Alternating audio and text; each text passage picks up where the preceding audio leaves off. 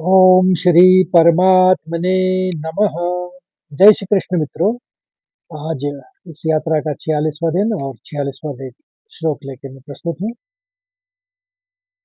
तो प्रसंग यह है कि अर्जुन की हताशा इस स्तर पर पहुंच जाती है कि वे प्रतिरोध करने की शक्ति भी खो देते हैं और अपनी मित्र को ही समाधान मानने लगते हैं।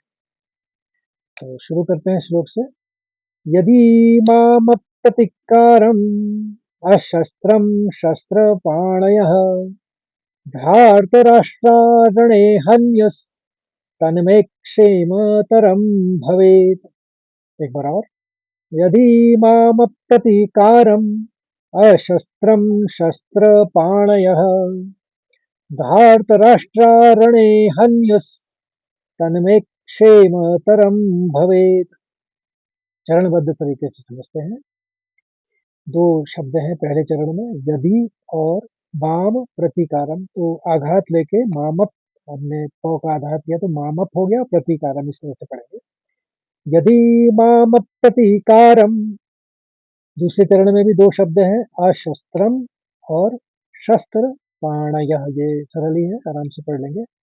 अशस्त्रम शस्त्र पाणयः, अशस्त्रम शस्त्र पाणयः। पहला और दूसरा। यदि मामप्रतीकारम् अशस्त्रं शस्त्रपाणयः। तीसरे में तीन शब्द हैं, धार्तराष्ट्रा, रणे और हन्युस। तो इसको इस तरह से उच्चारित करेंगे, धार्तराष्ट्रा रणे हन्युस। और तीन शब्द आखिरी चरण में भी है, तन में, क्षेमतरम और भवेत्। तो तन में का तो आप चरण समझ गए हैं कि में आपको क का आघात लेना पड़ेगा, क्योंकि आगे वाला शब्द क और श मिला के शेष है, तो शेम तरम। और मौका आघात, मौका अनुस्वार लेना है, क्योंकि आखिरी वाला शब्द है भाव से।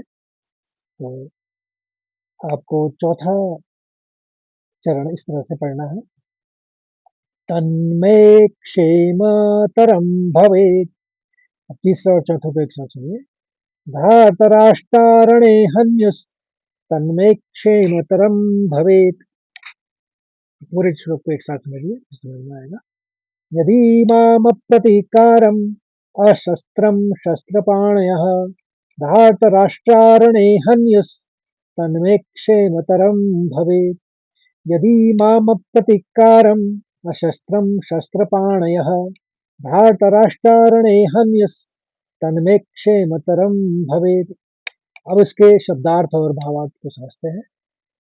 यदि, अगर, माम मुझको, अप्रतिकारम सामना ना करने वाले यानी बिना विरोध के, अशस्त्रम निहत्थे को, शस्त्रपाणयः हाथों में शस्त्र लिए हुए, धार्तराष्ट्र धृतराष्ट्र के पुत्र जो कौरव है, रणे युद्ध के मैदान में, हनियो मार डाले, तत् वह मरना में मेरे लिए, क्षेमतरम अधिक कल्याणकारी या श्रेष्ठ, भवे होगा।